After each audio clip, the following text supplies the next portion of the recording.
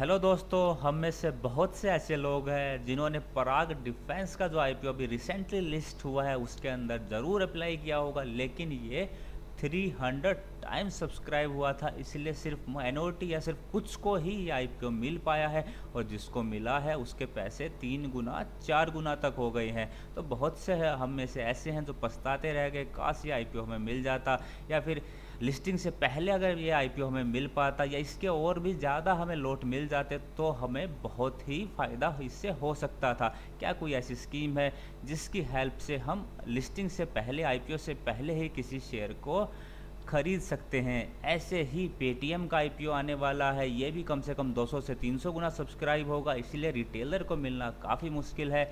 ऐसे ही एनएससी का आईपीओ आएगा, जो मोनोपोली वाली कंपनी है, इसका भी आईपीओ धमाल मचाएगा। और ऐसे ही रिलायंस रिटेल है, जिसका आईपीओ का तो नहीं पता कब आएगा, लेकिन इसका जो शेयर है वो धमाल मचाए हुए है। लेकिन कोई ऐसा मैकेनिज्म है जिसकी हेल्प से हम आईपीओ आने से पहले ही इन जो शानदार कंपनी को हम बाई कर सकते हैं? उसका जो ग्रोथ का पोटेंशियल है वो क्या हम सही तरीके से उसको यूज़ कर सकते हैं? बिकॉज जब तक आईपीओ आता है ऑलरेडी वो कंपनी बहुत ज़्यादा ग्रोथ कर चुकी होती हैं, और ज़्यादातर जो है ऑफ़र फॉर सेल के ज़रिए उसके जो प्रमोटर इन्वेस्टर होते हैं वो अपना शेयर अपलोड करते हैं। तो क्या कोई ऐसा मैकेनिज्म है जिसकी हेल्प से हम इतनी शानदार कंपनियों में आईपीओ से पहले अप्लाई कर सकते हैं? तो आज की इस वीडियो में हम लोग यही डिस्कस करने वाले हैं कि अनलिस्टेड जो शेयर मार्केट क्या है, कैसे हम शेयर जो हैं आईपीओ से पहले ही हम किसी शेयर को परचेज़ कर सकते हैं, इस अनलिस्टेड मार्केट के अंदर जो हम शेयर बाई कर रहे हैं उसके अंदर क्या रिस्क इन्वॉल्व है, क्या रिवॉर्ड है, साथ साथ क्या प्रोसीजर है जिसको हम एडप्ट करके अनलिस्टेड मार्केट के अंदर शेयर परचेज कर सकते हैं। तो देखने के लिए बने रहिएगा मेरे साथ ओनली टेक्निकल चैनल पर। साथ साथ आपसे रिक्वेस्ट रहेगी, अगर आपने मेरा चैनल अभी तक सब्सक्राइब नहीं किया तो प्लीज़ मेरे चैनल को सब्सक्राइब कीजिए। तो दोस्तों, तो मेजर जो डिफरेंस होता है लिस्टेड और अनलिस्टेड मार्केट का, कि जो लिस्टेड मार्केट है उसके अंदर एक प्लेटफॉर्म होता है जैसे कि एनएससी और बीएससी का है, जिस प्लेटफॉर्म के ऊपर हम सिक्योरिटीज़ या शेयर को बाई करते हैं, सेल करते हैं। लेकिन अनलिस्टेड मार्केट के अंदर ऐसा कोई प्लेटफॉर्म नहीं होता। यहाँ पे अलग अलग जो डीलर होते हैं उनके पास ये शेयर्स होते हैं, और उनको हमें अप्रोच करना पड़ता है शेयर्स को बाई करने के लिए। तो इस तरीके का जो मार्केट है जिसके अंदर कोई एक पर्टिकुलर प्लेटफॉर्म नहीं है, उसी मार्केट को हम अनलिस्टेड मार्केट बोलते हैं। तो चलिए सबसे पहले हम समझते हैं ऐसी मार्केट के अंदर क्या क्या रिवॉर्ड्स हमारे लिए हैं। मतलब कि अगर हम अनलिस्टेड मार्केट से कोई शेयर परचेज करते हैं तो उसके हमारे लिए उसका क्या बेनिफिट हो सकते हैं। तो सबसे पहला और मेन बेनिफिट है कि कोई कंपनी अगर हमें अच्छी लगती है और उसका जो शेयर है अनलिस्टेड मार्केट के अंदर अवेलेबल है, तो हम उसका आईपीओ आने से पहले ही उस कंपनी के अंदर अप्लाई कर सकते हैं। यह सबसे मेन बेनिफिट है अनलिस्टेड मार्केट का। साथ साथ यहाँ पे कोई क्वांटिटी का भी बार नहीं है, आप जितना चाहे उतनी क्वांटिटी उठा सकते हैं। इनफैक्ट जब आईपीओ आता है तो उसके अंदर जो रिटेलर है वो मैक्सिमम 2 लाख तक ही इन्वेस्टमेंट कर सकता है, और अगर कोई अच्छा आईपीओ होता है तो ऑब्वियसली वो ओवर सब्सक्राइब होता है, इसलिए हमें सिर्फ एक ही लॉट मिलता है, चाहे हमने कितने ही लॉट अप्लाई किए हो, जो कि जनरली 14 से 15 हज़ार का सिर्फ रहता है। तो यहाँ पे हमें मौका मिलता है ज़्यादा से ज़्यादा क्वांटिटी लगाने का। अगर हमें कोई शेयर, कोई कंपनी बहुत अच्छी लग रही है जैसे कि पेटीएम है, जो कि काफ़ी शानदार मल्टीवैगर कंपनी हो सकती है, तो उस कंपनी के अंदर हम अपनी रिस्क एपेटाइट के हिसाब से आईपीओ से पहले ही जो है हायर क्वांटिटी लगा सकते हैं। साथ साथ इसका तीसरा और काफ़ी इम्पोर्टेंट जो बेनिफिट है कि आप अर्ली इन्वेस्टर बन के उस कंपनी का जो पूरा जो ग्रोथ का जो जर्नी है उसका फ़ायदा उठा सकते हैं। क्योंकि आईपीओ आते आते, जैसे कि मैंने पहले भी बताया कि आईपीओ आते आते बहुत सी कंपनी के जो वैल्यूएशन है काफ़ी हाई हो जाते हैं, लेकिन अगर आप अर्ली उसके अंदर इन्वेस्टमेंट करते हैं तो जैसे उसका जो प्रमोटर होता है या फिर जो अर्ली इन्वेस्टर होते हैं जो पहले से उस कंपनी के साथ जुड़े हुए रहते हैं, ऐसे ही आप भी जल्दी उस कंपनी के अंदर इन्वेस्टमेंट करके ज़्यादा से ज़्यादा प्रॉफिट बना सकते हैं। और फोर्थ जो रिवार्ड है या एडवांटेजेस है कि जो वोलेटिलिटी होती है उसके अंदर वो भी काफ़ी कम होती है। जैसा कि लिस्टेड मार्केट के अंदर डेली प्राइस में फ्लक्चुएशन होती है, डिमांड और सप्लाई की वजह से काफ़ी ज़्यादा फ्लक्चुएशन हमें दिखाई देती है, लेकिन ऐसा अनलिस्टेड मार्केट के अंदर नहीं होता। प्राइस जनरली काफ़ी स्टेबल रहता है और बहुत ही कम उसके अंदर वोलेटिलिटी होती है।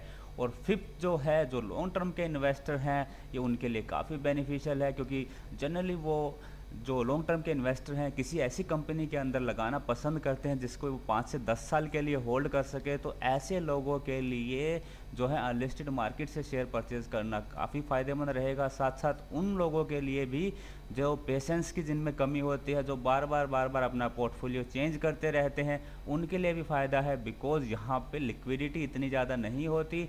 और दूसरा, यहाँ पे हमें लंबे टर्म के लिए होल्ड करना पड़ता है, इसलिए वो चाह के भी इतनी ईजिली इन शेयर्स को सेल नहीं कर पाएंगे। तो ये कुछ रिवॉर्ड्स हैं जो मैंने यहाँ पे समअप की हैं। चलिए नेक्स्ट स्लाइड के देखते हैं कि इसके अंदर क्या क्या रिस्क इन्वॉल्व है। अगर हम लिस्टेड मार्केट से शेयर परचेज करते हैं तो सबसे पहला जो रिस्क है वो है लिक्विडिटी का।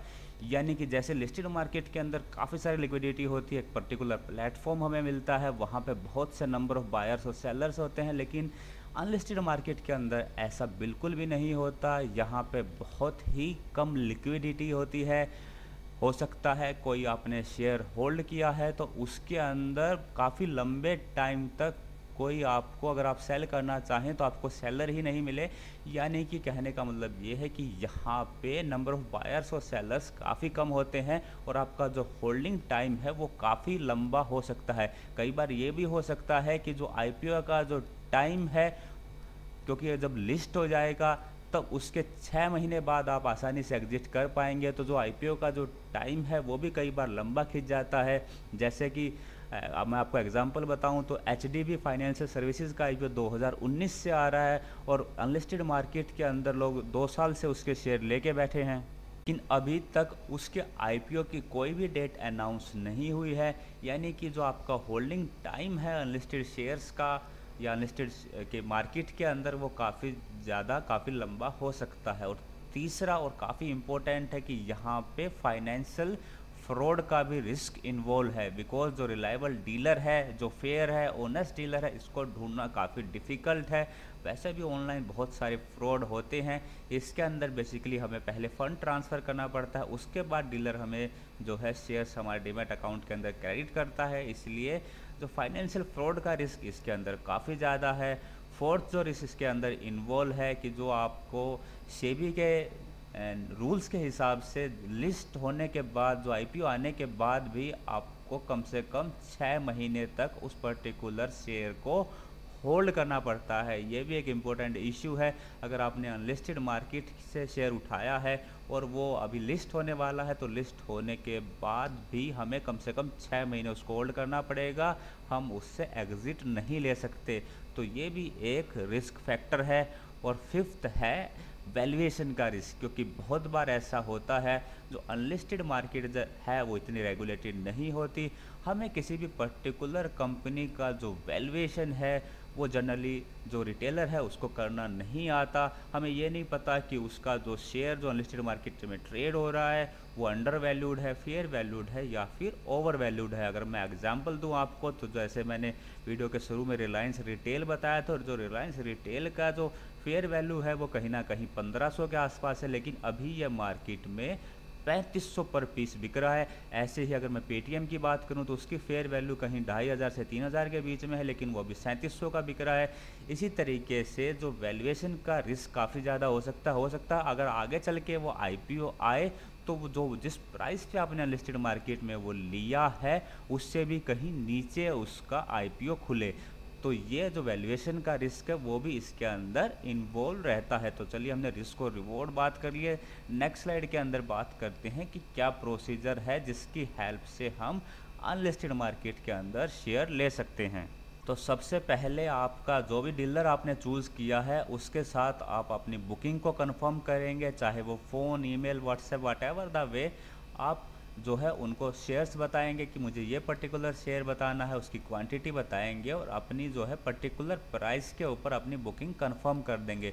बुकिंग कंफर्मेशन होने के बाद जो ब्रोकर है या फिर डीलर है वो आपसे जो बेसिक डिटेल होती है आपकी, जैसे कि आपका पैन कार्ड है, कैंसिल चेक है, इसके अलावा जो क्लाइंट मास्टर कॉपी है, सीएमआर कॉपी जिसको बोलते हैं, जो आप ब्रोकर से आसानी से ले सकते हैं। अगर आपके पास सीएमआर कॉपी नहीं है तो आपका जो डीमैट अकाउंट की डिटेल्स है उसका स्क्रीनशॉट भी आप शेयर कर सकते हैं। तो ये सारी चीज़ें वो आपसे मांगता है। ये सारी चीज़ें मांगने के बाद वो इन सबको वेरीफाई करता है और उसके बाद वो आपको जो है अपनी बैंक डिटेल प्रोवाइड करता है फ़ंड ट्रांसफ़र के लिए। और जैसे ही फ़ंड ट्रांसफ़र हो जाता है, उसकी कन्फर्मेशन हो जाती है, तो वो 24 से 48 घंटे का टाइम लेता है आपके डीमैट अकाउंट के अंदर जो भी कंपनी का शेयर, जितनी भी क्वांटिटी आप चाहते हैं वो आपके अकाउंट में ट्रांसफ़र कर देता है। इसके अंदर एक इम्पॉर्टेंट चीज़ बताने वाली ये है दोस्तों कि जो आपका जो नॉर्मल जो ट्रेडिंग अकाउंट होता है उसकी होल्डिंग के अंदर या अनलिस्टेड मार्केट वाले शेयर शो नहीं करते। उसके लिए या तो आप जैसे कि जीरोधा का अगर आप डीमैट अकाउंट यूज़ कर रहे हैं तो आप उसके कंसोल में जाके देख सकते हैं, या फिर बैक ऑफिस जिसको हम बोलते हैं उस बैक ऑफिस में जाके देख सकते हैं। वहाँ पे ये अनलिस्टेड मार्केट वाले जो शेयर है वो शो करेंगे। या फिर अगर आपको और अलग से देखना है तो आप CDSL या फिर NSDL की जो ऐप है प्ले स्टोर से वो भी आप डाउनलोड कर सकते हैं। उसकी हेल्प से भी आप डायरेक्टली कि हमारे डीमैट के अंदर ये क्रेडिट हुए हैं या फिर नहीं वो आप देख सकते हैं। CDSL और NSDL दो डिपॉजिटरी हैं और जितने भी हमारे ब्रोकर हैं, चाहे जीरोधा है या फिर अपस्टॉक है, ICICI है, HDFC है, वटेवर, वो किसी ना किसी डिपॉजिटरी के साथ ज़रूर रजिस्टर्ड होते हैं। और ये पता करना काफ़ी आसान है कि हमारा जो ब्रोकर है वो CDSL के साथ है या फिर NSDL के साथ। उसके लिए जो आपका जो डीमैट अकाउंट की डिटेल है उसमें आप चेक करेंगे तो जो CDSL का जो डीमैट का अकाउंट नंबर रहता है वो 16 डिजिट का होता है और सारा का सारा न्यूमेरिक होता है, जबकि NSDL के अंदर जो पहले जो डिजिट होते हैं वो अल्फ़ाबेटिकल होते हैं और बाकी जो बच गए जो डिजिट हैं, बाकी बचे हुए जो हैं वो सारे के सारे न्यूमेरिकल होते हैं। तो ऐसे आप पता लगा सकते हैं कि हमारा जो ब्रोकर है वो CDSL के साथ रजिस्टर्ड है या फिर NSDL के साथ। तो उसकी ऐप अपने हिसाब से आप डाउनलोड कर सकते हैं। तो ये हो गए प्रोसीजर।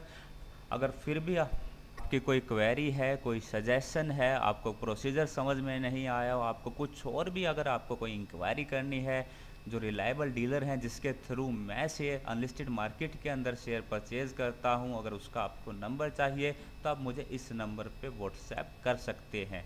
वीडियो देखने के लिए आप सभी का बहुत बहुत धन्यवाद। अगर आपको वीडियो अच्छी लगी है तो आप प्लीज़ औरों के साथ भी इसको शेयर कीजिएगा। जय हिंद।